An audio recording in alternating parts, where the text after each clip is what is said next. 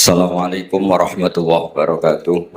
Bismillahirrahmanirrahim. Alhamdulillahirabbil alamin. Shalatu wassalamu ala asyrofil mursalin sayyidina Maulana Muhammadin wa ala alihi washabihi ajmain amma ba'du. Ingkang pertama matur nuwun angsal gelar Gus Kiai.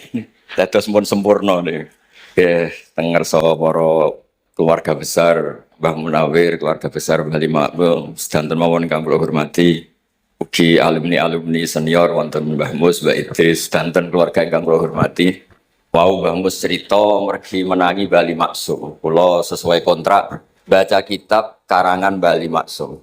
Kula pernah digojlok seorang wartawan. Kados ceritane Mbah Mus wau. Saking menyatunya fikih dengan perilaku niku maling mawon bermadhab. Dados wedhus niku nak teng jaba iku ilang, tapi nak babi iku mboten. Mergi maling itu ngerti nak babi itu haram, wedhus niku halal. Pas penjaraan teng Jakarta nggih ngoten, wonten tiyang jarah babi. Jangan ini haram, kambing saja. Jadi saking menyatune pendidikan Islam niku maling mawon tesih gadah madhab. Dinak nyolong niku wedhus mergi halal, ampun nyolong napa? Babi.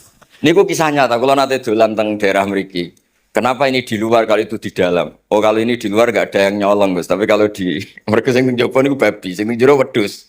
Mereka jare malingnya itu sih bermadhab. Terus memang cerita-cerita seperti itu kata bukan sekedar anekdot. Sementing kalau badhe cerita tentang zuriyah duraipun Bali Maksum wonten sing nom-nom lah sing kula wani ngandani wonten Mas Hilmi, wonten Mas Zaki, wonten sedanten Mas Afif. Kenapa kitab itu harus dibukukan, harus didokumentasi, dan kenapa Mbah Ali Maksum menulis Hujjatul Ahli Sunnah wal Jamaah? Kalau boten niat pamer, kalau ini pembaca Al-Ibris, pembaca Al-Iqlil, pembaca risalahnya Mbah Ali Maksum, Hujjatul Ahli Sunnah wal Jamaah. Saya juga baca buku-buku karangan orang-orang dulu, terutama tiang Indonesia. Karena Mbah Mun sering pesen wa ma arsalna mir rasulin illa bilisani qaumi. Jadi orang itu jadi rasul itu pasti dengan gaya atau budaya masyarakatnya. Termasuk wong desa niku hormat tamu. Nah ning kota niku bentuk hormatnya beda. Mulane wonten kiai desa muni fal yukrim jaro iku nak ketemu tangga takok, nak ora takok sombong. Nak kiai kota walian, nak ketemu tangga aja takok, iku ganggu privasine wong. Dados makna ikram tetap tapi implementasinya bilisani qaum. Orang kota itu kalau sering ditanya itu mesti protes karena privasinya terganggu. Tapi kalau di kampung itu suka ditanya karena itu dianggap keramahan. Makanya kula niku termasuk orang yang jarang bertamu. Di kula gadah trauma kalian kakakipun Gus Zofur Gus Kamil. Beliau berkeyakinan silaturahim usai. Dolani alumni. Bareng didolani assalamualaikum matur nuwun Gus Rawuh. Niku alumni niku ilang. Awan-awan misalnya. Mergo kepengin hormat nyembelih ayam ayame jek dolanan. Pitik ku teng desa kan pacare kuatas golekane angel. Bar salam niku ilang sampai sak jam. Balik runtusan, pitike mboten kecekel. Akhirnya ngapunten Gus mboten saged hormat, ngapunten mboten saged hormat. Itu bukti bahwa implementasi syariat Rasulullah itu juga harus dipikir. Ojo pepes seneng silaturahim, santri alumni melarat kerja teng pabrik jam 09.00 didolani. Akhirnya mikir, sitok kiaiku, sitok bosku. Nak hormat kiaiku diamuk bosku, nak hormat bosku gak hormat kiai. Hal-hal seperti ini kemudian melahirkan satu kearifan setiap kiai di era masing-masing. Terus kula mboten berargumentasi membela diri niku mboten, tapi memang bapak kula kesaksiane Mbah Mus, beliau teman bapak kula niku seneng silaturahim. Terian bapak sering dawuh teng kula, sok kowe ya ora kaya aku. Mbah Mun sering dawuh teng kula, kowe ya aja kaya aku, wong beda zaman. Karena tadi dolan ning santri sing mboten enten, assalamualaikum terus ilang ngejar pitik awan-awan. Pitike macam-macam kegiatane pitik. Intine mboten kecekel. Kemudian kita kanca-kanca teng adik-adik sing hafid sing hafalatil Quran. Kula pesen belajar niku belajar sisi belajar itu harus cari sisi ekstrimnya. Kula bolak-balik matur di berbagai kesempatan. Wow, kekhawatiran Mbah Mus kalau ada orang hanya kembali ke Quran itu memang bahaya sekali. Bayangkan kalau ada orang misalnya hanya mengharamkan al-jam'u bainal ukhtain karena itu yang disebut Quran wa antasma'u bainal ukhtain. Jadi yang haram itu menikahi kakak dan adiknya, adik dan kakaknya sekaligus. Di situ tidak ada penjelasan perempuan dan budenya, perempuan dan mbahnya. Kemudian zaman Nabi Sugeng hanya ditambahi wala bainal mar'ati wa ammatiha, wala bainal mar'ati wa kholatiha. Dan tidak boleh menikahi perempuan plus buliknya atau budenya. Nabi sempat melarang. Karena kula sebagai lelaki niku jek masuk lah. Misalnya bojone jenengan umur 17 tahun, bulike umur selawe 17 jek mungkin masuk lah dalam definisi biologis itu masih masuk. Dan Nabi tidak pernah menambahkan wala binal marati wajat tatiha. Karena kalau istri kita umur 20, banyak mungkin umur 70. Itu kira-kira nggak usah dilarang ya orang kepikiran. Jadi orang kepikiran ya orang sableng. Nah, kemudian kalau hanya kembali ke Quran, nanti kita hanya mengharamkan al-jam'u bainal ukhtain karena itu yang disebut Al-Qur'an. Wa antasma'u bainal ukhtain. Lalu lahirlah pakar-pakar balaghah. Itu disebut min itlaqil ba'di wa iradatil kul yang disebut ukhtain tapi maknanya bainal mar'ataini sing bainahuma ada mahram atau ada mahramiyah. Antasma'u al mar'ataini sing bainahuma mahramiyatun. Jadi barokahnya ngaji sama ulama itu kita tahu duduk perkaranya. Ini lafadz yang mewakili atau lafadz yang sebenarnya atau lafadz yang simbolis. Lafadz simbolis itu saking mangkelnya Allah. Itu kalau ada orang salah itu disebut wa ja'ala minhumul qiradata wal khanazira wa abadat tauhid. Jadi kalau misalnya dalam penelitian tidak pernah ada orang yang dirubah Allah menjadi kera, menjadi babi, itu kita masih bisa menganalisis. Itu saking ibaratun an ghadabillah. Atau diistilahkan balaghah, ini tasbih yang balik sehingga ada tuh tasbih dibuang. Jadi kalau orang Arab senang seseorang masih bilang Zaidun kal bakhri. Tapi kalau senang banget bilang Zaidun bakhrun. Kalau gantengnya belum ganteng banget masih dibilang Zaidun kal badri. Tapi kalau sudah ganteng banget kayak Rasulullah SAW disebut anta samsun anta badrun. Kaf taswihnya dibuang dan itu ablaq lebih balik. Jadi PR kita sebagai ahli Quran ini adik-adik itu tidak selesai. Utamanya ya implementasi keseharian kita sebagai panutan lah. Kalau boleh GR sebagai panutan. Kulo niku teng narukan gitu yang jangkar kulo ke kata karena ya saya ada pernah Pak D Pak Ale. Kulo ke tiap hari teng Tegal ya, malam pun terencanakan ambek uzlah dadi kulo niki mun matur Gus Afif. Niki kontrak kulo mun bar kitabe Bali ben diwaca putu-putune kok enak ngongkon wong liya terus. Terus ngengken tiyang ngeten iki yo rodok masalah saja. Jadi kitabe bae diwaca putune. Dulu itu biasa. Taqiyuddin As-Subki ngarang kitab disarai putrane. Dulu itu biasa. Imam Haromen ngarang kitab, ya semuanya bapak ngarang disarai anaknya, anak ngarang disarai cucunya itu biasa dong. Kalau sekarang enggak, banyak ngarang pulau kan moco. Sebetulnya karek ngrungokno, nak cocok dilem, nak ora dikritik. Terus saya minta ya, tradisi kulo nu buatan sombong di hallnya bapak itu saya tiap hallnya bapak mesti baca kitab. Buatan nanti ngundang sinten-sinten. Perkara ini tiang NU ini ora usah diundang wis teko, buatan wonten undangan sing teko mun kuwatah. Bos saking senenge wong alim, bukan saking senenge bingung, mboten ngerti sowe ora diundang tuh. Ya akhirnya kalau bingung ora hormat iku dosa. Hormat iku sing teko iku ninggal kewajiban ngurusi bojone timbang ngurusi bojo ribet nekani khol. Timbang mulang madrasah buncai beling-beling bisa roi sithik nekani khol. Terus kadang-kadang tiyang lunga niku nggih pelarian mboten mesti hormat. Niku penelitian niku sampean cek. Terus niki kula cerita pentingnya belajar Quran. Kemudian tradisi kita termasuk tradisi Bali Mbah Munawir. Kalau tahu banyak lah tentang cerita Mbah Munawir karena bapak saya itu hafal Quran, mbah saya hafal Quran dan diantara sanatnya pasti lewat Mbah Munawir. Quran di Indonesia itu kalau nggak lewat Mbah Munawir, diantaranya lewat Kiai Said Sampang. Sekarang sudah generasi ketiga kalau nggak keempat yang sekarang kalau nggak salah Kiai Rafiq bin Mansur bin Kiai Said. Dan di keluarga kula keluarga Lasem sama keluarga Damaran di Kudus. Dulu itu di antara keagungan Quran itu keahliannya ulama memberi penjelasan. Sebab itu disebut wal kitabil mubin, punya kemampuan mencerahkan. Kalau memberi analogi, kalau kita belajar Ihya, itu hal yang tidak masuk akal itu menjadi masuk akal. Misalnya begini, orang tuh kalau dirasani itu harusnya seneng karena itu app kamu dibuka dan kamu menjadi tahu. Lau akhbaroka mukhbirun bi anna fi jubbatika akroban aw hayatan. Akun tataskuruhu. Kalau ada orang memberitahu saya, bahwa di baju kamu ada kalajengking atau ada ular berbisa. Kira-kira saya matur nuwun apa enggak? Harusnya matur nuwun, karena itu bahaya sekali kalau ada di tubuh saya. Harusnya ketika orang itu dikritik dengan kesalahan yang nyata, bukan fitnah, kesalahan yang nyata. Kesalahan Anda itu lebih mudirrah fi dunya wa akhiratik. Kesalahan Anda itu bahaya sekali di dunia dan akhirat. Sekarang kamu menjadi tahu karena dikasih tahu. Harusnya matur nuwun sama yang ngasih tahu. Kama anna huzati lau akhbaraka mukhbirun fi anna fi jubbatika hayatan aproban akun tataskuru. Pasti kita terima kasih. Tapi kita sebagai hafid Quran kalau disuruh belajar fikih, wong aku mondok kon ngapal kok belajar fikih. Kadang-kadang malah saking kaconya itu, aku wong Quran, iku wong kitab. Memangnya kitab jubuk konti nak boten nggih. Quran.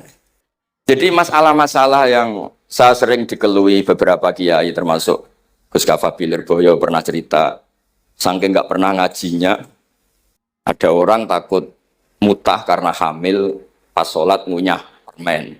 Nggak tahu kalau itu membatalkan apa? Sholat.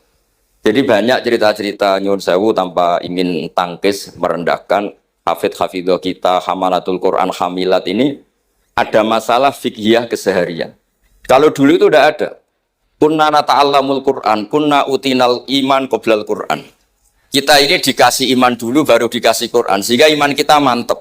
Baru belajar Quran. Fana ta'allamuha asro'aya. Dulu kalau istilahkan Quran memang pakai dhamir mu'annas karena artinya ayat. Terus dan kita tidak beralih hatta nata'allama halalaha wa haramaha. Dan kita tidak beralih sebelum tahu halalnya mana, haramnya mana. Ini penting karena ada hal-hal yang sifatnya itu fatal kalau tidak ngerti. Misalnya tafsir. Itu ada ayat wa min thamaratin nakhili wal a'nabi tattakhiduna minhu sakaron. Ketika khamr belum diharamkan, itu masih Allah imtinan. Imtinan itu menyebut nikmat. Di antara nikmat itu disebut tattakhiduna minhu sakaron. Kamu itu kalau punya buah anggur bisa agak-agak ngefly. Dan itu bisa melupakan problem Anda. Kemudian ketika perang, itu orang Islam itu sadar. Yang orang kafir itu agak sakau, agak sakaron. Allah dia pede, yang orang Islam nggak pede karena sadar. Akhirnya masih ada jawaban kul fi ma itsmun kabir wa manafi'u linnas, termasuk terus kendel. Akhirnya ya sama-sama agak ngefly, sebagian ya tidak semuanya. Sehingga haramnya khamr itu sampai 3 kali periode. Pernah haram hanya kalau mendekati sholat, la taqrabus sholat wa antum sukara. Tapi kalau mau sholat duhur ya nyakonya itu jam 7. Jangan setengah 12, nanti masih kuliah ayyuhal kafirun a'budu ma ta'budun wa antum abidun nama. Karena peristiwa itu. Baru terakhir diharamkan tanpa catatan. Nah hal-hal seperti ini misalnya, saya ini Mbah Mus sering ngendikan, Pak Kures juga sering ngendikan. Saya tidak percaya terjemah, kata Mbah Mus. Ya karena kalau terjemah itu berdiri sendiri, ada ayatun mansukhah atau ahkamun sing mansukhah atau hukmun sing mansukh. Kebetulan anak ini belajar yang mansukh, dia tidak ngerti nasihnya, yaitu terus dipegang. Katanya memegang Al-Quran. Padahal hukum itu sudah diganti sama Allah Ta'ala. Disebut nasamat. Sehingga dulu kalau Sayyidina Ali ngecek beberapa masjid, ada guru atau ustadz, kamu pengajar Quran, iya. Apakah kamu ngerti nasa mansuh? Tidak. Jawabnya Sayyidina Ali, halakta wa ahlakta. Kamu sendiri rusak dan kamu merusak orang lain.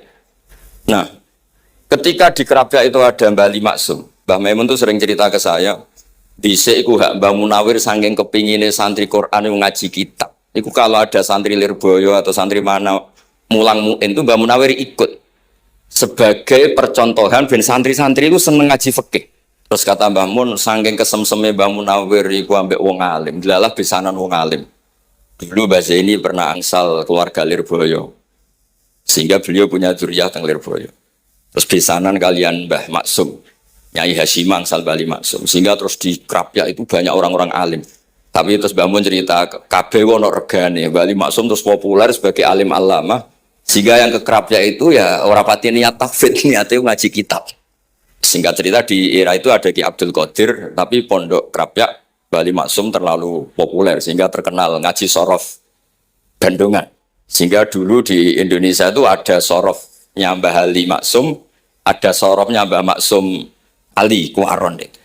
Nah yang sorofnya Mbah Ali Maksum ya fa'ala yaf'ulu uf'ul. Kalau sorof di Mbah Maksum Kuaron fa'ala yaf'ulu fi'lan. Yang satu ngikuti fi'il itu ya harus jejer fi'il. Yang satu ngikuti jurumiyah. Kalau yang dikatakan master itu sing yaji usalisan yang datang ketiga dalam tasrifnya fi'il.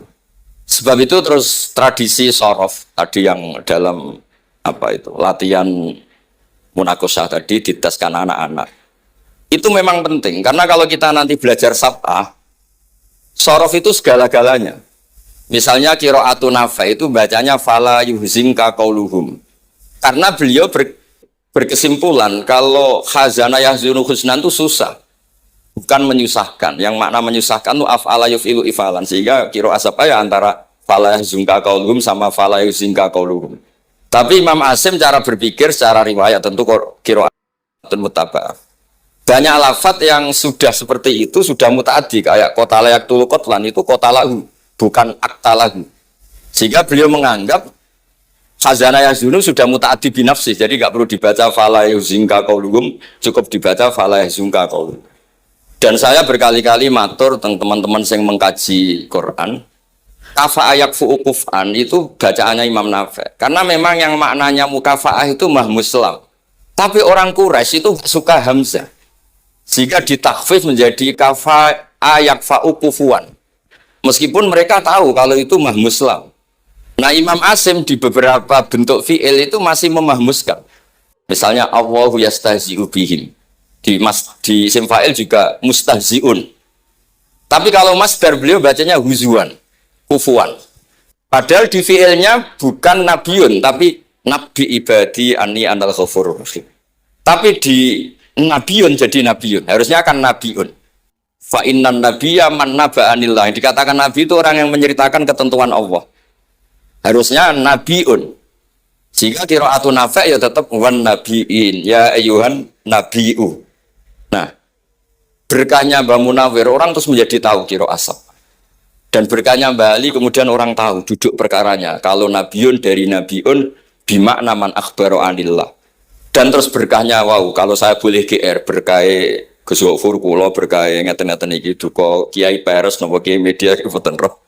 Berkah ini terus kula ngomong terus. Saya tidak khawatir salah, bukan karena saya maksum ndak. Wong Islam pun pinter. Nak bener minallah, nak salah kok Gus Bah. Jadi kula niku madglum. Jadi penak wong Islam niku penak. Kula nu sering tahajud nak ndonga ya Allah, kula niku pede mawon nerangno Quran. Mergo tiyang Islam pun sae. Nak bener jare jenengan, nak salah kula. Lah nak kula sing salah nggih sederhana mawon. Kula abdun, kula kawula, kula nak ndonga nggih Rabbana dzalamna anfusana. Sebelum disalahkan orang juga saya sudah merasa salah. Wa akharuna atarafu bi dzunubi mukhalatu amalan sholihan wa akharuna wa sayya. Lan kula suwun kangkang mbak-mbak sing khatam Quran pede mawon. Bahwa yang Anda lakukan menghafal Quran itu sudah benar. Meskipun Anda tidak sempurna, misalnya Anda tidak faham, Anda tidak bisa melakukan. Hifdzu kalil Quran huwa al-hifdzullah. Kamu menghafalkan Quran itu sudah menjaga lafaz-lafaz Quran. Sehingga lafaz Quran tetap mutawatir, lafaz Quran tetap ma'ruf, tetap masyhur. Sehingga ketika ada yang memasukkan Quran, konangan. Tapi kalau yang hafid sedikit, lam yabluh adadat tawatur, takutnya kalau ada yang menyalah, ada yang apa, itu tidak diketahui. Di barokahnya khamalatul Quran sing aksar wa aksar, itu kita terjaga. Nah, itu yang dimaksud Mbah Mus, Quran itu harus jadi budaya. Ning desa itu wong ra salat lah. Dengar ada warung ayamnya tiren, nggak disembelih itu tidak mau makan. Haram, padahal dia ra salat. Ra salat itu lebih dari haram. Itu mau makan ayam tiren. Nggak sholat disuruh makan babi ya nggak mau, haram. Sampai tadi yang nyolong saja milih wedus bukan meleng babi. Karena babi itu haram. Dan saya pernah digojlok sama wartawan, Pak Bahak, wah fikih Indonesia itu hebat. Sampai maling saja masih pakai fikih itu. Jadi kalau nyolong itu milih yang halal bukan yang. Meniku bentuk hormat kula teng keluarga Mbah Ali, bentuk hormat kula teng Mbah Mus, teng sedanten keluarga niki kula badhe maos kitabipun Mbah Ali, kula pancen pengagum kitab-kitab yang dikarang orang Indonesia. Mereka kita anggap niku lebih aplikatif lah karena dikarang orang yang trauma dengan Indonesia. Kemudian setelah trauma ingin membenahi Indonesia. Misalnya jenengan ngertos sesajen, mbok haramno iku tradisi, mbok barno iku sawangane kok dekati sirik ning pinggir wit gede. Akhirnya dimodifikasi wis mangan-mangan kumpul-kumpul tapi tahlilan. Lah masuk tahlilan la ilaha illallah barani kalimatu syirkin. La ilaha illallah itu kalimatu syirkin kalau dilafatkan di bawah pohon. Terus piye logikane? Kalau bolak-balik matur. Hadhil kalimah sara bihal kafiru mu'minan. Fa kaifa sarul mu'minu kafiran juga bihadhil kalimah, itu logikanya enggak ketemu. Orang yang kafir puluhan tahun saja sekali melafatkan la ilaha illallah Muhammadur Rasulullah, qul lil ladzina kafaru iyantahu yufar lahum ma qad salaf. Selesai, sara mukminan. Bihadhil kalimah. Kemudian kalimah yang sama ketika kita baca dianggap kita ini kafir, juga bihadhil kalimah. Akhirnya dengan modifikasi khas Indonesia, kearifan Indonesia, tetap sesajen tapi tahlilan. Tetap melakukan hal-hal Jawa tapi dimodifikasi menjadi Islam. Kalau kita misalnya orang modern nggak ingin mengganggu orang lain yang kita tamui, gampang dalilnya. Ada ayat la tadkhulu buyutan ghaira buyutikum. Kamu jangan sowan ke orang lain atau dolan ke orang lain. Hatta tastanisu. Ukurannya bukan salam dulu, bukan hatta tusalimu, hatta tastanisu. Jika kamu merasa nyaman, kamu bisa ngukur tingkat akrab kamu. Kamu bisa ngukur jamnya orang itu. Kamu bisa ngukur kebutuhan orang itu. Butuh saya enggak? Kenapa mertamu pengen kayak duit bebas jam? Atau kamu orang cantik yang kamu tamoni sing seneng kue bebas jam? Tapi aku apa nagih utang? Mertamu orang yang kamu tagih itu mesti kamu dianggap problem. Atau mertamu orang yang enggak akrab di jam istirahat. Tentu kita dianggap problem. Makanya ukurannya Quran tuh hatta tastanisu. Kamu merasa nyaman. Istinas itu nyaman. Enjoy. Kayak saya jualan di Gosofur kan akrab mulai kecil teman saya. Mungkin bisa ngabaikan jam. Jadi kalau saya jualan di kiai yang tidak kenal saya, mungkin kedatangan saya dianggap problem karena di jam tertentu, saya harus mikir, kayak apa hebatnya Quran ketika bikin aturan la tadkhulu buyutan ghaira buyutikum hatta tastanisu. Setelah nyaman nggak apa-apa waktu salimu, jangan salam dulu. Istinasnya tidak kenal, salamnya geger. Akhirnya banyak kiai keselak. Assalamualaikum. Pas makan, nggak dijawab. Assalamualaikum. Nah hal-hal seperti itu harus santri-santri ini kalau niat ngadani lari-lari, bukan niat ngadani kiai-kiai. Harus waqafil qalb, harus warrasikhuna fil ilm. Tahu betul kualitas hatta tastanisu. Kamu itu merasa nyaman, istinas. Kemudian rasa nyaman ukurannya apa ya? La doror, la diror. Kamu tidak ganggu diri kamu sendiri, juga tidak mengganggu orang lain. Sehingga setelah itu semua baru watu salimu ala ahliya. Nah andai kan kita, ya tadi, Dawe Bahmus, kita semua sudah seperti itu. Kalau bertamu di orang ya kita ngukur tingkat akrab kita, tingkat dibutuhnya kita. Sehingga di tradisi NU itu ya dolan kiai pendak diundang karena itu pasti diinginkan. Wong kula nate diceritani pernah misanani Mbah Mun. Kula nate Gus ditiliki Mbah Mun mboten seneng. Kena apa? Beliau pas khutbah Mbah Mun rawuh delalah Mbah Mun jarak salat ning saf awal. Bar niku tiyange meruntus mriyang. Karena khotib tuh harus naik ke mimbar kudu ngandani taqwa usikum wa nafsi bitaqwa. Teng isore niku Mbah Mun. Walhasil terus lara terus wan yai. Mbah, nak dolan nggih dikira-kira, ampun pas Jumatan. Semenjak niku Mbah Mun Basahal itu nak Jumatan teng mburi. Basahal itu kalau Jumatan itu sudah komat gelar beliau keluar dari mobil serenane niku. Miyos terus salat terus kundur. Kalau dulu janggal iki wong alim alama nak salat kok mburi. Ternyata itu enggak ingin jadi problem bagi khotib. Jadi iso bayangno khutbah teng ngarepe Mbah Mus terus kula munggah ngeten nyekel tongkat usikum wa nafsi bitaqwa. Terus apa ya akhirnya terus kula niku kan jare wong akeh mbotenan Bu. Jare wong akeh rada iso ngaji. Kula nak Jumatan niku guri gara-gara diceritani niku. Ternyata khotibnya Gus cerita kula matur nuwun Gus pokoke nak pas Jumatan aja ketok. Dianggap musibah, kedatangan kula dianggap musibah. Nah, hal seperti itu ya ukurannya gampang kata napa? Stanis. Pun niki kula maos terakhir niki Pak niki Gus Ilmi Gus niku sing Gus Hafiz pokoke sing waris-waris. Niki cerita kemaranipun Bali Maksum ngadepi firqah-firqah kelompok-kelompok sing mboten jelas nih. Oleh ngendikan niku kula masih ingat karena saya khatam kitab ini itu 2 kali. Nggih khatam tenan maksudnya kula sinaoni terus padanan dalil yang beliau sebut tak cari sampai ketemu bener-bener kula cari ya saya ulang lagi dalil padannya kula cari terus emosi-emosi beliau juga tak tulis karena beliau di antara yang diceritakan itu sampai ngendikan wahal bi jununun kata beliau apa saya ini sudah gila ketika saya fatwa misalnya orang nggak boleh ziarah Rasulullah Shallallahu Alaihi Wasallam itu artinya menghalangi orang ketemu nabinya. Makanya bener Bamus tadi ada orang tuh debat wiridan itu sunat atau ora dalile piye. Terus ada orang yang provokasi gini kamu dikatakan bid'ah setelah sholat gak wiridan kowe iku ben ora nyebut Allah. Terus kepikiran matur kula wis Agus bar sholat itu pokoknya aku wiridan cek bid'ah cek ora wong kok ora oleh eling Allah. Gak usah dalil-dalilan. Jadi pertama diprovokasi wiridan model ngono iku ora ono sanate, ora ono hadise. Singkat cerita seorang ini meninggalkan wiridan. Terus ketemu orang NU yang kebetulan rapati iso ngaji tapi pinter logika. Kowe ora tau wiridan saiki nek bar salat, ora tau, enggak ada hadisnya gini-gini. Kowe iku dibodoni, ben kowe iku ora tau nyebut Allah, ora eling Allah. Murid-murid yang akhirnya anggar bar salat wiridan. Mboten dalil-dalilan cara bamut, mboten dalil-dalilan. Lah ini nah cara Mbah Maksum istilahno betapa kaconya orang sing yahulu bainahu wa baina nabi, memisahkan orang itu dengan nabinya Muhammad sallallahu alaihi wasallam. Kata Mbah Ali, walazima kadzalik ayyakuna ulamaul Islam min awali hadil umma ilal yaumi fi khata'in azim. Haitsu annahum ya'taqiduna fi kutubihim ad-diniyah al-abwab wal fusul. Yadhkuruna fiha ziyaratahu sallallahu alaihi wasallam. Kata beliau, wa inni bima ahmidu min laqabi kiai. Amru wa usaddidu fil amri kullu mu'minin ayasudda rahlahu tariklahu ila ziyarat. Jadi beliau sendiri di sini juga dan saya atas nama sudah diberi gelar kiai memberi fatwa begini.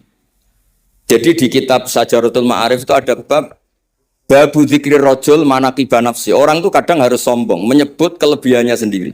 Kayak Nabi Yusuf ngendikan inni hafizun alim.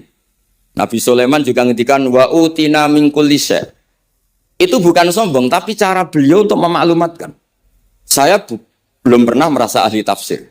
Tapi kan kita khawatir kalau ada tafsir yang cara Mbah Mus tadi kiai produk sendiri. Akhirnya kalau mau tafsir, saya pernah ngaji Mbah Maimun, ngaji Bapak. Saya baca kitab Al-Ibris, baca Al-Iqlil, baca terjemah Kemenak, baca terjemahnya Pak Kures, baca terjemahnya Imam Sa'rawi, baca banyak lah yang saya baca. Termasuk membaca kitab-kitab dulu mulai tafsir Tobari, tafsir apa saja yang saya bisa baca. Bukan karena saya merasa tahu enggak, tapi kayak apa umat ini kalau dapat ilmu dari orang yang tidak kredibel. Kalau misalnya itu sombong, nah sekarang dokter gigi juga nulis, dokter gigi, dokter jantung. Itu kalau nggak nulis ya nggak tahu kan barokahnya. Makanya kalau suwon santri-santri misalnya jenengan ahli takrib itu tulis semua untuk rumah. Ahli takrib medium, spesial bab ibadah kan. Nanti yang nggak pati pinter ya spesial mandi junub, nggak apa-apa. Yang penting orang tahu kamu keahliannya di mana. Daripada kamu nggak memaklumatkan, kemudian ada orang lain yang nggak pernah ngaji memaklumatkan seakan-akan paling tahu Islam. Terus menjadi mahatus soal, menjadi marhalur rijal. Kayak apa? Islam mau dikemanakan? Semua ulama dulu biasa ngendikan ma adkhaltu fi kitabi hadza illa sahih, kata Imam Bukhari. Yang saya masukkan di sini semuanya hadis sahih. Dan sebelum saya masukkan sholaitu rakaatain, saya sholat dulu. Semuanya menggaransi kitabnya. Makanya di Sajaratul Ma'arif ada bab babu dzikri rajul manaqiba nafsi. Yaitu ketika Nabi Yusuf menghentikan inni hafizun alim. Nabi Sulaiman menghentikan wa utina min kulli syai'.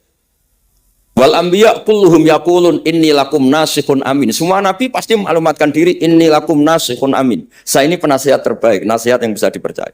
Kemudian ketika ada zamanul khiddi, zaman hasud, zaman orang enggak fair, seakan-akan seperti itu tuh keangkuhan. Coba Mbah Bisri menamakan kitabnya itu Al-Ibris. Al-Ibris itu apa? Emas yang murni.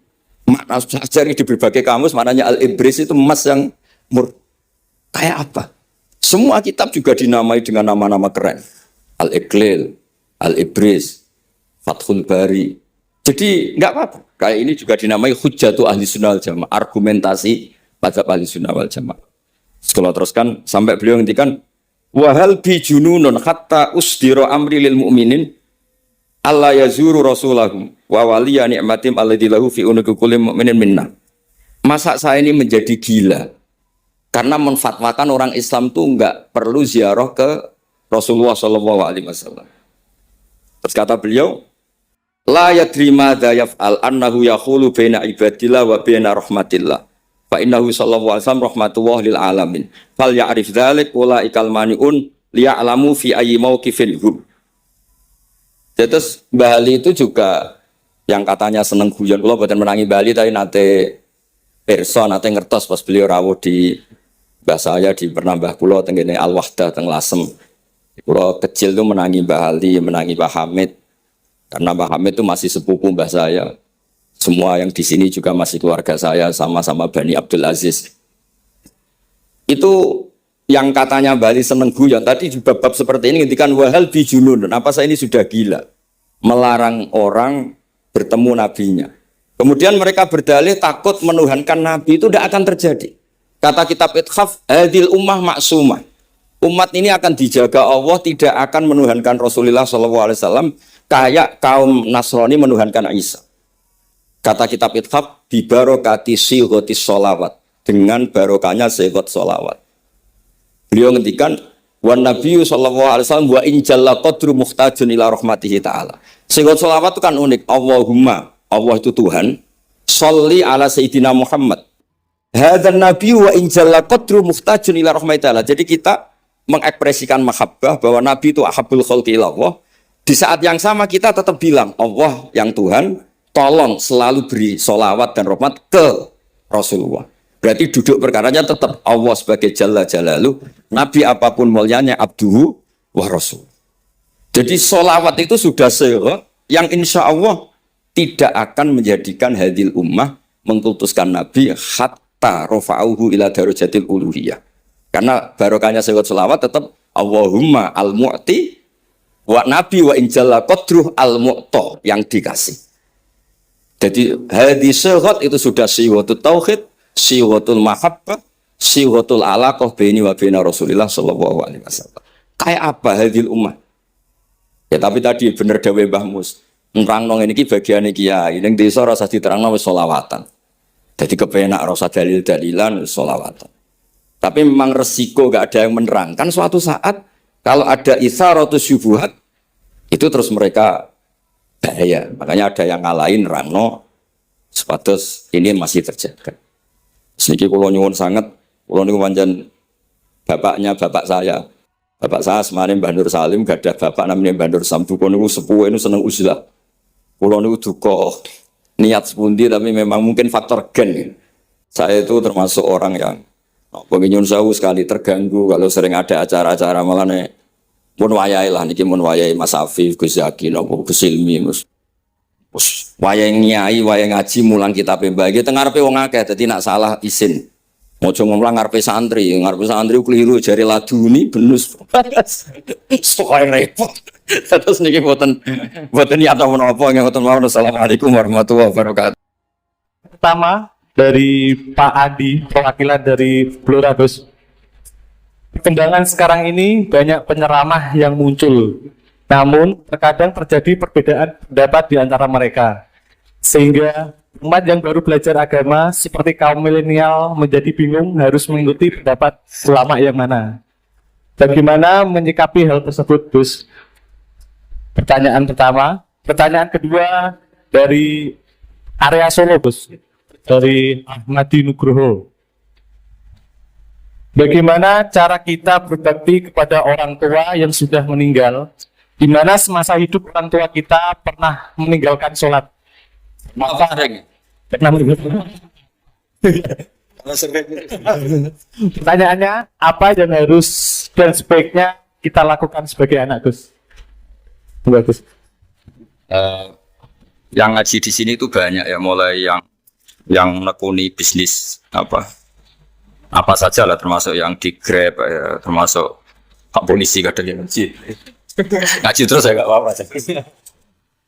Dan semua saya itu termasuk kiai yang nggak pati suka ada pertanyaan, bukan karena apa ya, makanya tak batasi dua. Karena pertanyaan itu biasanya itu dipikir dari rumah, terus tema yang pokok itu gak pati di rumah, no sementing iso takok. Iya. Tiga itu ya. Nah, ini nama-nama yang jada tanya, caranya pejabat jodoh kan ribet nanti itu.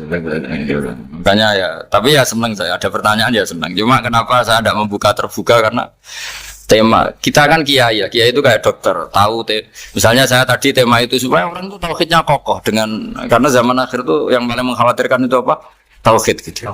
Tapi kalau tanya ini diberi hak itu orang kan sudah punya pikiran sendiri mau ditanyakan, padahal itu subjektivitas dia. Sehingga tanya ya sudah sekadar. Tapi ya nggak apa-apa, tetap saya senang. Cuma nggak boleh banyak-banyak. Dua itu sudah kebanyakan. Yang kedua tak jawab serius. Ketika kita punya orang tua yang punya hutang, jadi yang dibahas Nabi itu hutang dulu.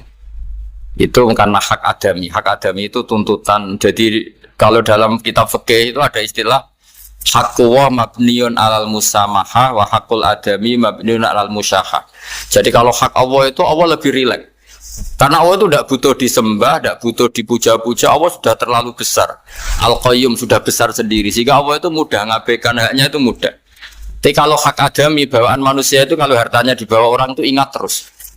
Sehingga harus selesai. Maka Nabi kalau mau mensolatkan dananya, tanya punya utang enggak?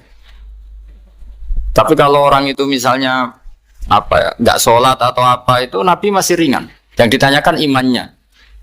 Bukan berarti kita nyepelekan sholat enggak, tapi memang agama ini yang diprioritaskan itu hak adami. Sholat itu super penting, bukan penting lagi super penting. Makanya pertanyaan tadi tak teruskan dulu. Anak cucunya itu prioritas itu mikir utang dulu. Karena ini yang hak adami gitu. Ya. Nah setelah utang itu selesai, baru dipikirkan menurut sebagian ulama, anak ini boleh mengkodoi sholat yang ditinggalkan orang tuanya. Atau dikafaroi, misalnya per sholat nilainya sekian, terus dibayarkan ke fakir miskin. Tapi pertanyaan seperti ini sepertinya mengganggu itu begini, takutnya jadi masif. Jadi masif itu gini, berhubung ada solusinya. Ini yang tanya orang mana tadi itu? Solo, ini orang Solo ini harus dikasih tahu. Berhubung ada solusinya, jangan-jangan kita yang kaya. Misalnya Pak Yusuf atau Bu Sulis kaya. Kalau nak punya tabungan, nak saya ada usah sholat ya, nanti gampang. Karena persoalannya kan nilainya hanya sekian. Umur saya kan paling tinggal berapa, itu cukup lah apa? Iya cukup untuk mengganti, itu kan ribet. Makanya solusi itu ya kadang tidak baik.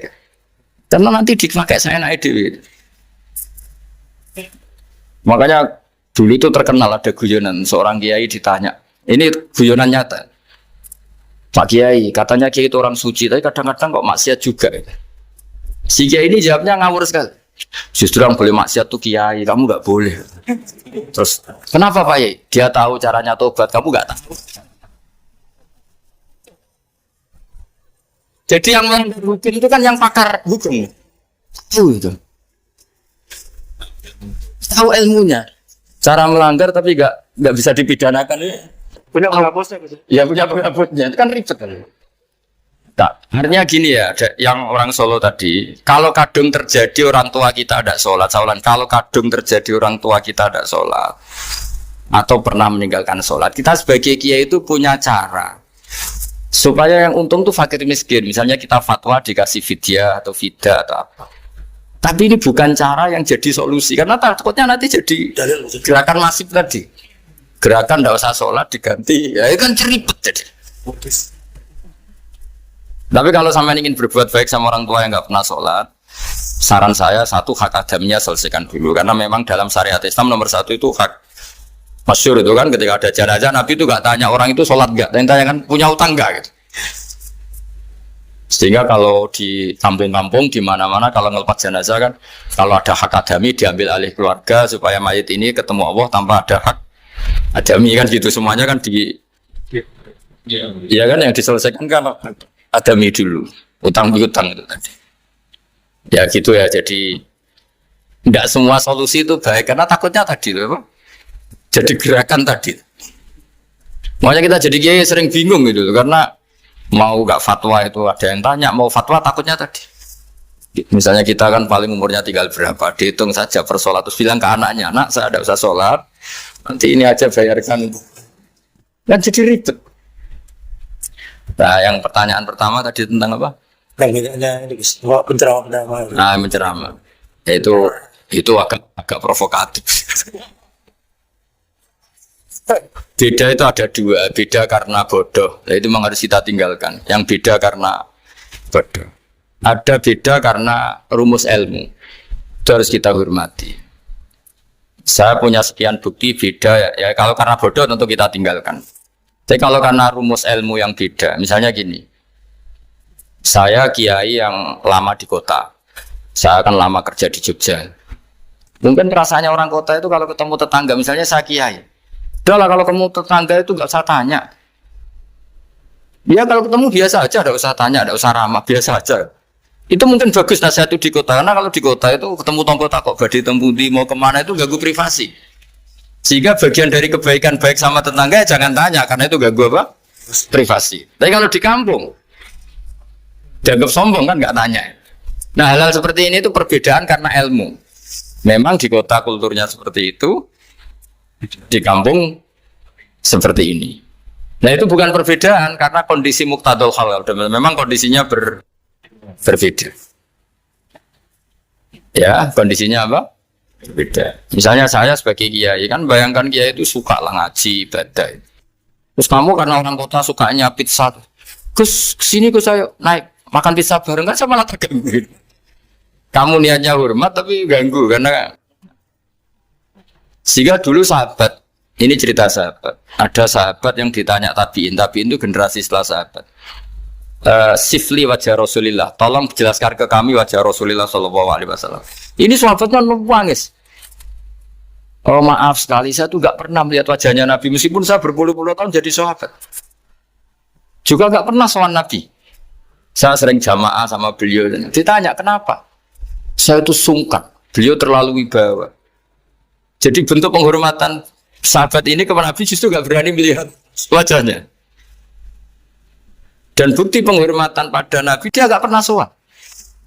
Nabi itu punya anak, punya istri, punya cucu. Kalau sowan tuh ganggu.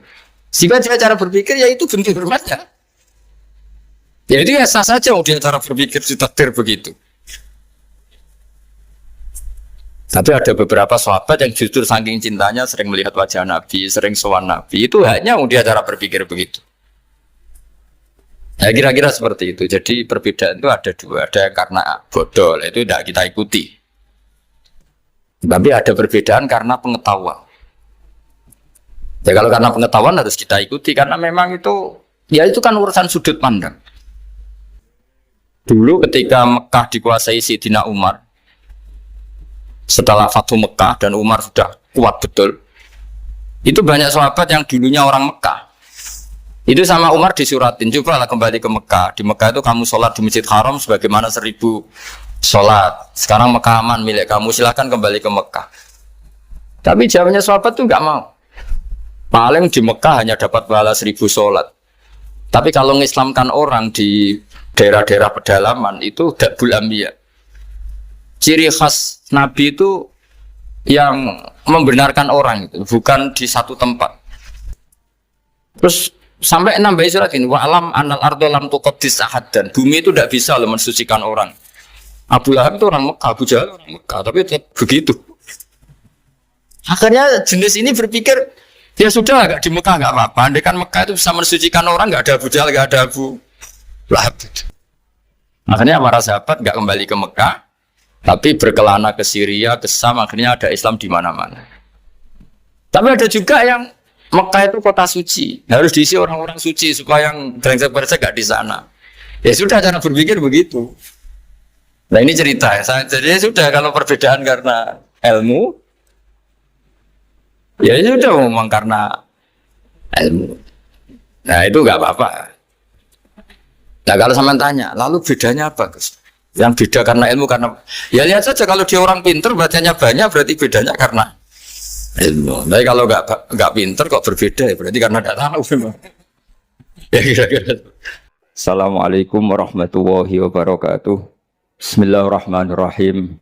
Wassalatu wassalamu ala asyrafil mursalin sayyidina Maulana Muhammadin wa ala alihi wa sahbihi asma'in amma ba'du.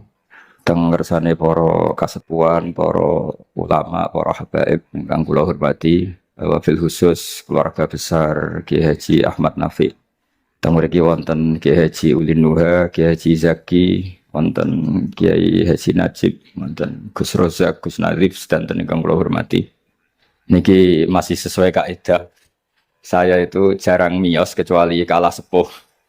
Jadi yang ingin ngundang saya harus pernah sepuh. Baik itu nyata maupun ngaku-ngaku nih. Terus kalau Mas Nadif itu nyata karena Mas Nadif niku nak saking nasabe piyambak niku bin Mujib, terus gak ada Ibu Azizah binti Asnawi Raden. Tapi sakjane sepuh kula turunane Mbak Asnawi sepuh. Tapi ingin pernah ngalah nih, pun ngalah nih. Ngeten terus kula sangat pengenang kalian Mbak Nafet. 3 tahun sebelum wafat saya sering ditimbali diminta ngisi teng Mathalul Falah. Saya masih ingat betul ketika niku kula menolak karena unsur sopan. Sudah ada Mas Nadif, sudah ada guru-guru yang lain. Beliau ngendikan begini, "Hak kowe ora dulure Kak Sahal tok ya dulurku." Saya masih ingat kalimat. Karena memang setahu saya Buyut saya kandung namanya Sofia. Sofia itu mbaknya Mbah Badiah. Mbah Badiah itu ibunya Ki Sahal Mahfud. Sehingga setahu saya ya saya di sini itu karena keluarga Mbah Sahal dari Nyai Badiah. Akhirnya Mbah Nafek menunjukkan silsilah saya karena Mbah Sofia punya ibu namanya Hafsah. Hafsah punya abah namanya Maksum. Maksum bin Soleh bin Asnawi Sepuh. Asnawi Sepuh punya ibu namanya Mbah Jiroh, Mbah Godek, terus binti napa? Mutamakin. Artinya kula kalian Mbah Nafek ini sami-sami dzurriyahe sinten? Mbah Mutamakin. Akhirnya kula purun mucal teng Matolek, tapi disiasati kersane mboten sering. Wes tahun pisan ping kalih kadang ngisi teng akhir sana ning nuwun kompromi. Di Basal saya ngajar usul fikih di Mahat Ali karena nggih akan Lek Rozin akan utamanipun punya Nafis. Kalau teng mriki nang badhe matur bahwa khazanah Islam pilihan-pilihan ibadah kados Mbah Nafek niku kathah sanget.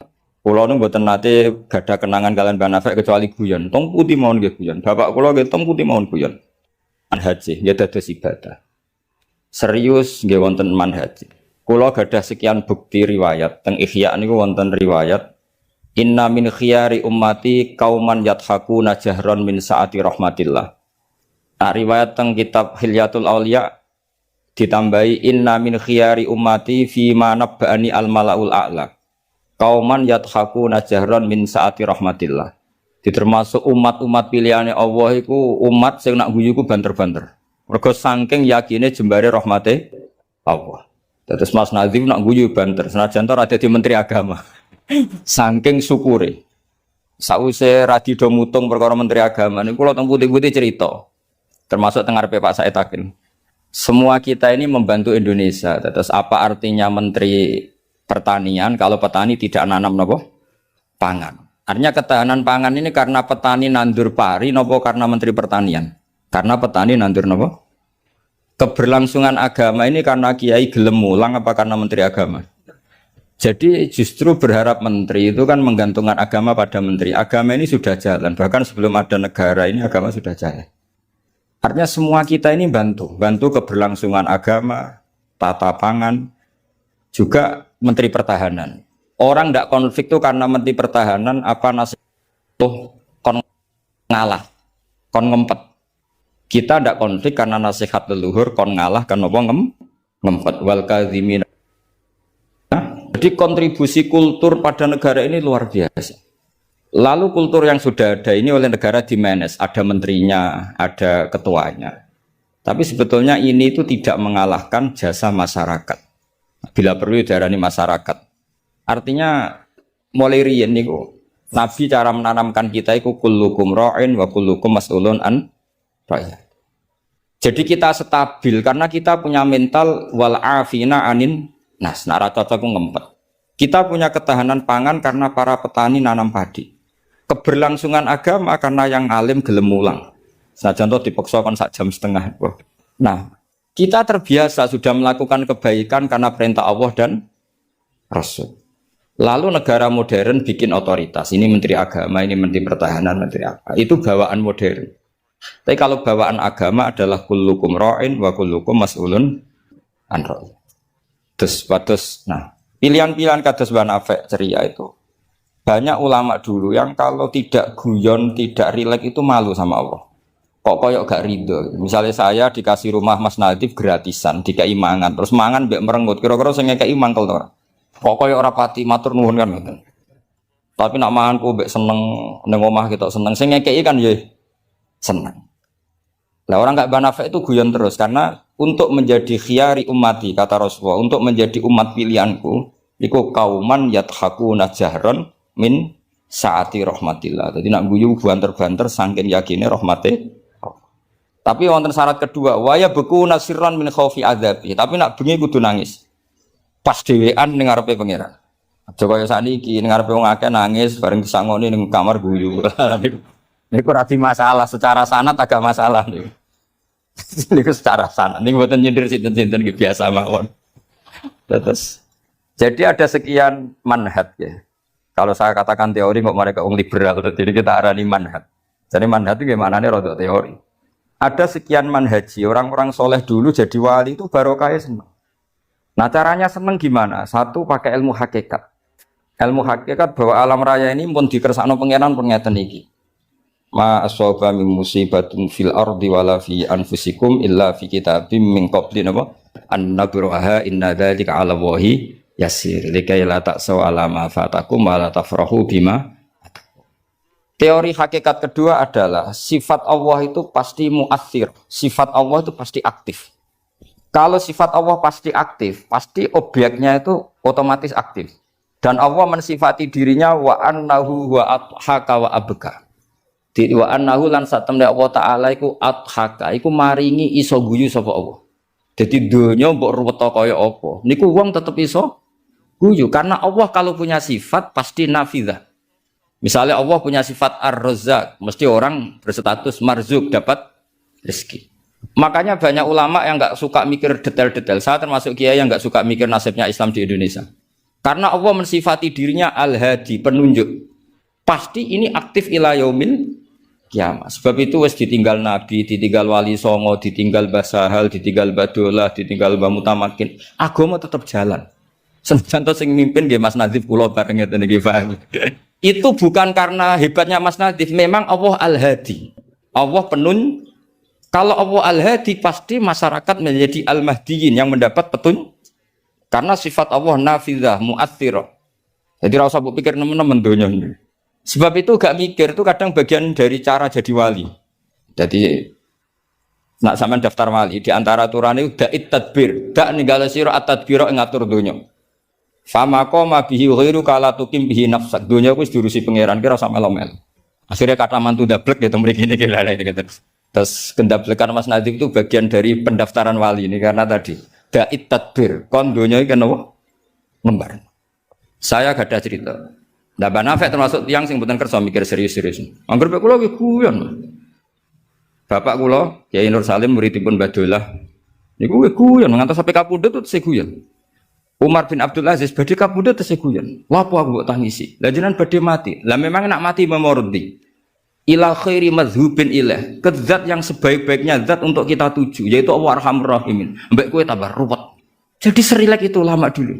Memang aku nak mati memordi. Coba kalau sampean mati itu kemana? Ke zat Allah. Allah itu siapa? Ar-Rahmanur Rahim, Arhamur Rahimin, Khairul Ghafirin. Semuanya yang terbaik. Jadi santai mau nomor 15 itu ada mati. Sampean mesti gak wani itu. Itu bagian dari kaifiyah muamalah sama Allah dengan cara yang elegan yaitu ceria. Jadi pilihan Mbah Nafek seperti itu. Saya senang sekali sama beliau. Saya sering guyon. Tapi guyon yang karena min sa'atin apa? Min sa'ati rahmati. Kalau terus akan. Wa annahu wa adhaka wa abka. Allah itu zat sing maringi guyu. Kita tahu sifat Allah itu pasti nafidzah, pasti mu'athirah. Sebab itu wong sumpah kaya apa? Kata jenengan kabeh saya yakin sing gak ada utang nggih kathah. Wae guyu ya tetep guyu. Bahkan cerita diamuk bojone mbek kancane ya guyu. Padahal pas ning omah ya wedi tenan. Tapi kok cerita kancane iku ya guyu. Wah mau piring dibuang seru ya. Iku pas dibanteng piringnya ya susah. Paling kejadiannya 5 menit. Cerita mbek kancane berjam-jam. Wah bojoku nek ngamuk jos. Piring dibuang pokoke hebat. Guyu. Akeh diguyu mbek susahe. Terus sing sitok nambah yo, nak bojoku gak ngono. Nak mangkel minggat. Wah akhirnya guyon. Iku saking hebatnya Allah Subhanahu wa ta'ala. Karena Allah sekali punya sifat nafidzah. Sehingga dirinya al-haq hidayat ini akan ada ila yaumil qiyamah. Makanya Sayyidina Umar radhiyallahu anhu ketika beliau mimpin sukses, sangat sukses. Itu banyak Sayyidina Ibnu Umar, Abdullah bin Umar kalau jalan-jalan itu diprovokasi. Mbok abamu disuwun suksesi. Kersane kepemimpinan ini berjalan tanpa konflik karena ditunjuk oleh Sayyidina Umar radhiyallahu anhu. Pertama Abdullah bin Umar itu mengabaikan itu, tapi lama-lama mereka mendesak dengan analogi begini. Analogi itu kias begini. Kalau ada penggembala kambing, kemudian kambingnya yang 100 itu di hutan atau di padang rumput, terus ditinggal gelanggang. Menurut pendapat Anda, penggembala ini dosa enggak? Karena yudhayu, karena menyia-nyiakan kambing-kambing itu. Oh iya. Fa ummatu Muhammad a'dhamu minal ghunam. Umatnya Muhammad itu lebih serius ketimbang urusan apa? Kambing. Kok enak Umar wis tuwa pe mati tinggal gelanggang enggak diatur suksesinya. Usul itu ditawarkan ke Sayyidina Umar. Sayyidina Umar sempat kepikiran, koyo iyo. Tapi lama-lama Umar bangkit ketika gerah. Oh enggak jadi. Saya tetap tidak mau mikir Islam seperti ini. Karena agama ini milik Allah. Wala yudayi Allah khilafatahu wala dinahu wala kada wa kada. Allah tidak akan membiarkan agama ini. Terus bagian dari iman adalah wong kadang ora oleh mikir detail. Karena sifatnya Allah pasti aktif. Coba jenengan pirsa kan, agama ini pernah ditinggal Sayyidul Khalqi, Akramul Anbiya wal Mursalin, nggih jalan. Ditinggal para sahabat nggih jalan. Wali songo iku wis alim keramat, nasabe nggih tok. Saiki disaingi mudin, panduane kompilasi hukum Islam. Iku ya agama jalan. Dhisik tanah ije ombo, wong sering kelaparan kurang beras. Saiki tanah entek nggo omah, wong nggih luweh-luweh. Karena Allah mensifati dirinya Ar-Razzaq. Dan sifatnya Allah pasti nafidah, pasti mu'athirah. Tetes kula suwun manhat kados banafe ceria apa bukan berarti enggak mikir. Pancen itu mangkaifiyah. Termasuk thariqah. Terus sing serius kados bahasa hal bagian dari thariqah. Sing penting wonten ilmune. Ya saya ulang lagi sing penting wonten apa? Ilmu. Wa annahu wa adhaka wa abka. Mulane dawuh Ibnu Hajar Al-Asqalani seneng iku ibadah. Kok ghayatul iman iku halawatul iman. Jadi salasun man kunna fihi wajada halawatal iman. Syarat iman harus menemukan manisnya. Manisnya itu nyamannya. Nyaman itu artinya enak. Nah, tentu ekspresi enak itu ya guyon, ceria. Wong menamuni Islam ku enak wong mbek merengut, tapi kan malaikat gak ngandel jadi. Muni Islam itu agama sing top, agama sing membawa kebahagiaan dunia dan akhirat. Tapi wong men besengut gremeng. Jari malaikat itu jari bahagia kok gremeng. Mulane kula yakin, Mbak Nafa niku para pangeran niku barokah ceri. Zaman sahabat niku mun kathah fitnah. Ketika konflik Sayyidina Ali, Sayyidina Muawiyah. Itu ada seorang sahabat yang ngendikan gini, saya masih ingat teksnya. Yu'jibuni minal qurra kullu taliqin midhaq. Tolik itu wazannya fa'il, itu kalau dalam ilmu sorob termasuk mubalaghah. Midhaq itu wazannya mif'al juga mubalaghah. Yang paling saya senangi dari orang alim adalah yang ceria. Tolik itu dari kata tolaqatul wajhi atau tolqatul wajhi itu ceria. Midhaq sing akeh guyune. Karena mereka tahu kabeh orang itu di rumah sudah problemnya banyak. Saya masih ingat wasiat bapak. Gak kowe sampe nak mulang guyon wae. Wong sing ngaji kuwi sudah kakean utang ruwet. Jadi jangan tangiskan yang kedua kalinya. Aku lho cek eling. Kok mah wis ruwet, takut istri ngaji diwedekno neraka. Jadi niku bagian dari sanad. Jangan tangiskan dua kali. Mergo nek omah wis napa? Ruwet. Dados niki penting ya, dados wonten dawuh malih kul bi fadlillah wa bi rahmati fa bidzalika falyafrahu. Jadi wong kudu seneng. Mulane tiang-tiang toreko ijazahu ala bi dzikrillah tatmainnul kudu seneng. Bahkan kalau nate mau riwayat la syai'a aqsamu min dhahri iblis min farahil mukmin. Tidak ada sesuatu yang paling bisa menghancurkan iblis kayak farahil mukmin. Senenge tiang nopo? Wong nak seneng ku rido mek kodok-kodok. Seneng ku macam-macam, ana sing seneng karena punya materi, seneng dadi mantu kiai, ana sing seneng untuk duit macam-macam. Yang penting aja seneng mergo untuk SDSB, paham ya. Kesenangan orang ulama itu beda cara seneng karena mereka penjaga agamanya Allah. Niku nak entuk jawaban ku seneng. Senajan to ya ora entuk duit. Kula riyen nate janggal mek kodok-kodok. Wong Allah ngersakno elek kok ngukum, kan cara zahir kan iskal lu bingungno. Ya kanggo sing mikir, nek sing ra mikir malah enak ra iskal. Tapi kalau nate mau tak umil barohin perdebatan ulama ahli sunnah sama Mu'tazilah. Cara berpikir Mu'tazilah, keburukan itu dilarang Allah, kok terjadi? Ya sudah, itu berarti di luar kehendak Allah. Karena itu kalau itu dikehendaki Allah berarti aneh. Anehnya Allah menghendaki kemudian menghukum. Seakan-akan Mu'tazilah ini menang satu sesi, menang satu poin. Tapi kata ulama ahli sunnah cara ngendikan gini.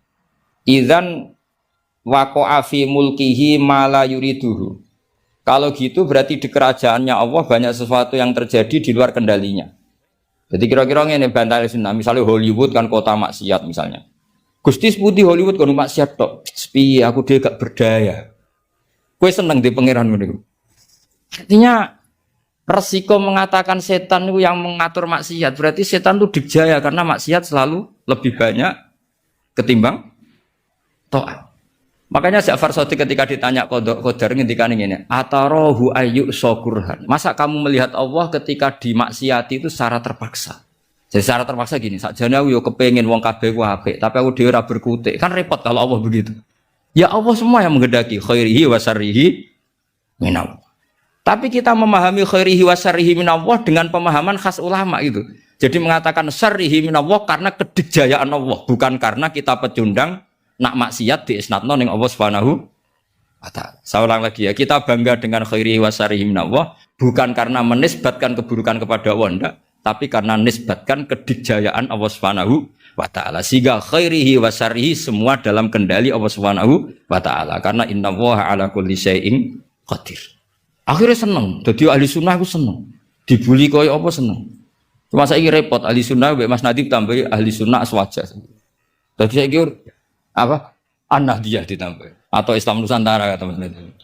Tapi sekarang itu penting, tambahan An-Nahdiyah itu penting. Kenapa demikian begini? Di bahasa dunia itu hanya dua bahasa, Sunni dan Syiah lah. Sehingga perangnya Yaman ya disebut perang Syiah, Houthi, sama Sunni itu dengan makna siapa? Arab, Saudi, yaitu Wahabi. Padahal cara ahli sunnah Wahabi itu beda dengan ahli sunnahnya NU atau saya ulang lagi ya, dari dalam bahasa dunia itu kan hanya ada dua kelompok besar yaitu Syiah dan Sunni. Dalam bahasa dunia itu Wahabi, HTI, Muhammadiyah termasuk apa? Sunni. Bahasa dunia, bahasa jurnalistik.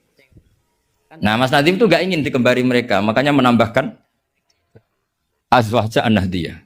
Hali ziyadah hada bid'ah amlah, enggak tahu saya. Tambahan ini bid'ah apa enggak? Tapi tambahan ini menjadi penting karena begini ya. Saya kemarin diundang di Lirboyo, cocokan sama Gus Kafabi. Dawuh beliau begini. Gus jebule NU sakake. Diserang sana, diserang sini. Kulo sakniki sakake Gus sampai Pak Said mbek jenengan ya. Dia matur nuwun Gus disakeni. Karena NU ini dikritik Syiah karena ikramus sahabah. NU kan khasnya ikramus sahabah. Syiah mesti tidak cocok. Tapi dikritik Wahabi karena NU nganakno khol, nganakno wasilah, nganakno ziarah. Jadi NU itu digencet Syiah, ya digencet Wahabi. Nah berhubung sunninya NU itu beda karena kita wasilah, kita khaul, maka terus sama NU resmi kayak Mas Nadib. Saya ini NU kultural. Karena saya diangkat itu ya tidak tahu, hanya tahu-tahu dapat SK. Itu ditambahi ahli sunnah wal jamaah no an-nahdiyah. An-nahdiyah ini sebagai penegasan tadi. Ya ahli sunnah, ikramus sahabah, tapi ya percaya wasilah, percaya ziarah nopo kubur. Bon kalau terus ngaji ini, terus kalau suwun farahul mukmin ini kita pertahankan kul bi fadlillah wa bi rahmati fa bidzalika falyam. Dia seneng carane macam-macam. Misalnya jenengan seneng Indonesia. Ya negara dikorupsi mulai zaman dhisik nganti saiki kok tetep sugih wak saking apike negara, saking sugih-sugih negara. Negara dinti ku ora usah dikorupsi wis bangkrut. Indonesia itu dikorupsi ene ya ono tetep sugih. Hebat buatan Indonesia. Oh niki mboten kok dukung korupsi mboten. Nyifati kekayaan Indonesia. Pokoknya sementing akibatnya ku seneng. Wes nyifatine keliru-keliru lah, pokoknya akibatnya ku seneng. Niku ajarannya Abdul Hasan Asyadili. Tadi kabeh sampai Abdul Hasan Asyadili ini munajate mbek pangeran, ada seorang wali berdoa di multazam, ya Allah, berikan saya rezeki tidak maksiat lagi pada engkau. Padahal multazam itu tempat yang mustajab. Terus jawab pangeran, nak wong ra maksiat, terus sifat ghafur ku tak gopo ya. Maksudnya kan terus ora ono gunane. Ghafur iku ora ono gunane ghafur iku perkarane zat sing akeh nyepurane. Jebule wonge bener kabeh. Akhirnya wali iku nggih pun Gusti mboten siyos. Terus nggih monggo mawon Mas, pokoke penting niki ngenang Banafek. Banafek seneng guyon iki sampean tak wari cara jadi wali lewat jalur napa? Guyon. Lho wong teke riwayat itu inna min khiyari ummati. Sampeyan rasa takok hadis itu dhaif ta hasan ta ruwet. Sampeyan kaya Albani berarti. Yang jelas hadis itu wonten tentang Ihya, kalaupun dhaif itu ya ta'ayyadu bil amal. Ngendikane ahli hadis, hadis dhaif itu umila bihi asal yata ayyadu bil amal, terkuatkan karena menjadi perilaku ahwalnya ahlu sunnah napa wal jamaah. Inna min khiyari ummati qauman yadhakuna jahran min saati rahmatillah. Di antara umat-umatku yang jadi pilihan iku nak guyu banter-banter min saati rahmatillah. Lu didolani kanca nak ketok guyu kan ya seneng sing didolani. Jajal sampean ketok melas. Iku sing didolani mikir nyangoni, paham nggih? Atus kula ora ngaji ku ya guyon terus. Jajal misalnya kula ngenes, iku kurang salam templek tapi terus pokoke repot kabeh kena wong ketok ngenes iku repot kabeh. Artinya nak sampean seneng niate ngene iku ya jenenge ibadah ngoten. Nggih napa inna min khiyari ummati napa kauman yadhakuna jahran min saati rahmatillah. Tapi mungkin nak dalu-dalu dhewean wa yabku nasirron min khaufi. Tetep dalu-dalu ki nangis. Piye-piye amale sampean ora cukup, nggo mlebu swarga ora cukup. Sing cukup namung fadhole Allah Subhanahu wa taala. Nah, cara seneng sing permanen itu apa? Ya tentu bil ilmi, dengan ilmu. Kulo ini termasuk pengagum kitab Ibnu Hajar al-Asqalani. Ibnu Hajar al-Asqalani itu kalau nyifati Nabi itu, Nabi bukan sekedar punya al-jamalul wajhi, wajahnya ganteng enggak, tapi Nabi memimpin kita ke al-jamalul akli, kegantengan cara berpikir, keelokan cara berpikir. Misalnya begini, betapa tersiksanya kita kalau kita disuruh menuhankan Lata dan Uzza. Itu kan batu yang dipahat, bisa patah, tidak bisa apa-apa. Kayak apa tersiksanya kita yang berakal menuhankan batu. Begitu juga betapa tersiksanya kita kalau menuhankan Fir'aun. Wong dia manusia, punya mbah, punya kakek. Makanya kata Nabi Musa, Musa Tuhan kamu siapa? Tuhannya langit dan bumi. Fir'aun masih bisa ngeles, yang nuhani bumi saya. Tapi ketika Nabi Musa ngendikan, Rabbukum wa Rabbu abaikumul awal, yang nuhani nenek moyang kamu. Itu pengawal Fir'aun langsung sadar, ini kok ada Tuhan balita. Karena kalau Fir'aun Tuhan berarti mbah-mbahnya tanpa Tuhan. Makanya justru Fir'aun tertohok dengan kalimat Rabbukum wa Rabbu abaikumul awwalin. Fir'aun kan dia bapak, dia mbah. Nah, kalau Fir'aun Tuhan berarti mbahnya tanpa Tuhan. K.O. Fir'aun. Nah, itu jenenge al-jamalul akli. Orang itu nyaman meniadakan Tuhannya Fir'aun sama. Nabi Isa lahir di mana coba? Bumi. Berarti Tuhan sama yang dituhani dulu mana? Dulu bumi. Berarti kan nggak mungkin dia Tuhan. Wong lahirnya dulu. Itu jenenge al-jamalul akli, apa? Al-jamalul akli. Beda dengan Islam, yang jadi Tuhan itu siapa? Al-Qadim, Al-Awwal, zat yang sebelum alam raya ini. Kan nyaman, kan pantasnya Tuhan itu begitu. Masa Tuhan kalah dulu sama yang di Tuhan? Nah, itu jenenge al-jamalul akli. Orang menjadi nyaman. Akhirnya nak nyaman kakak tiang sinau ibu guyu-guyu dewi. Sementing ra dinceng wong darani stres, paham nggih? Karena setiap sinau kenapa guyu-guyu dewe? Karena dia menemukan al-jamalul akli atau al-iltizat al-akli, kenyamanan berpikir. Kan terus kita nyaman. Iya ya, pantasnya pangeran niku al-awwal, pantasnya pangeran niku al-qadim. Terus disifati lagi al-baqi atau baqo. Pantasnya pangeran enggak terkalahkan, maka dia abadi. Kan yo ora keren pangeran kok berdurasi kok menteri wae kok presiden. Jadi pantasnya pangeran yo baqo. Karena zat yang dijaya maka dia harus selamanya lah. Terus yang namanya yang paling hebat harus mukhalafatul lil hawadisi, harus tidak ada kembarannya. Kerennya apa? Punya Tuhan kemudian tersaing. Itu namanya al-jamalul akli. Itu juga menjadi halawatal iman. Terus kula suwun manjen di acara hormat Banafe, monggo pokoke dadi wong Islam sing seneng. Wis seneng cek nganggo cara sing salah lah, sing meletel lah, sing penting seneng. Itu ada wali itu agak kacau, tapi dungane ku kacau, tapi mustajab. Sama tak ijazahi tapi aja lakoni. Mereka nak nglakoni iku copy paste, iku jenenge jiplak. Itu kalau dalam dunia kampus plagiat itu ditolak itu.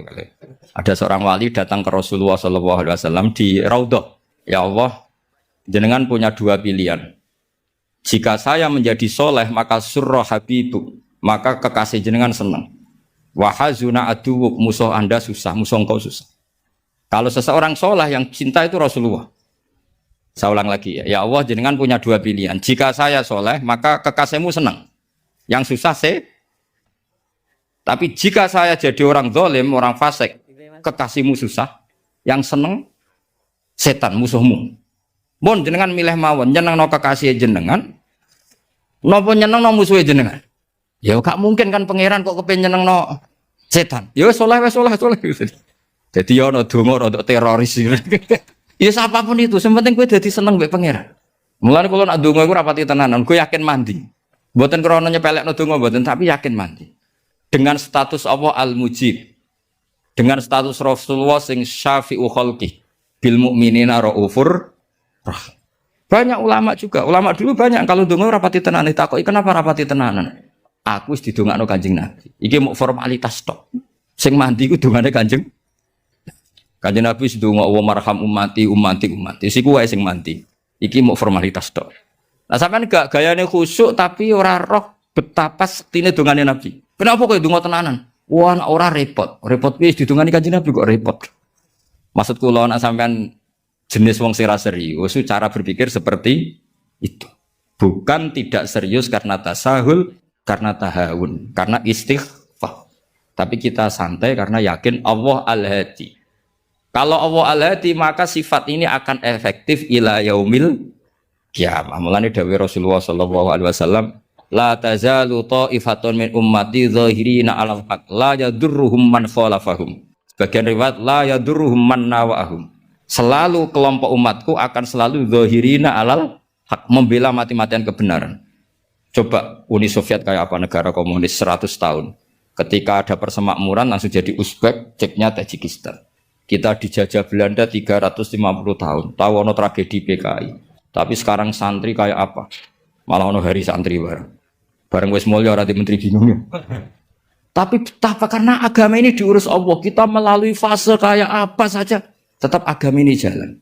Kenapa? Karena Allah Al-Hadi. Sifatullah pasti nafidah, pasti muas. Ya ngoten mawon. Assalamualaikum warahmatullahi wabarakatuh. Oke, baiklah teman-teman semua, sedulur-sedulur semua. Ini adalah rekaman ngaji kita bersama dengan Kiai Haji Bahauddin Nur Salim atau Gus Baha. Yang mana Gus Baha yang kali ini itu merupakan gabungan dari 3 video dan ini kita satukan. Dan beberapa tema ada tentang ciri anak soleh, solusi perbedaan ulama, kemudian saatnya kiai muda gantikan waliullah Jawa, tentang madhab ceria para waliullah dan lain sebagainya.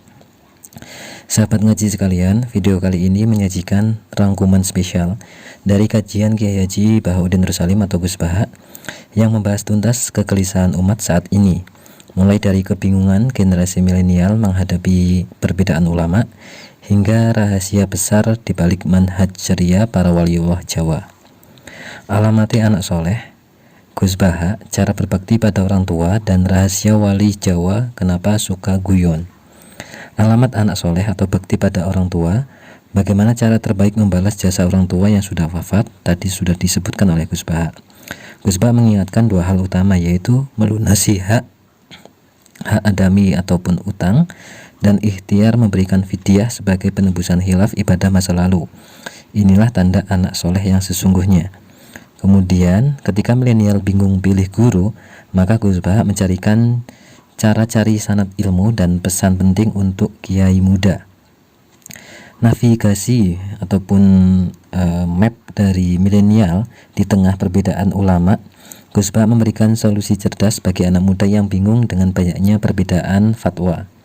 Beliau menekankan pentingnya mencari sanad keilmuan yang jelas.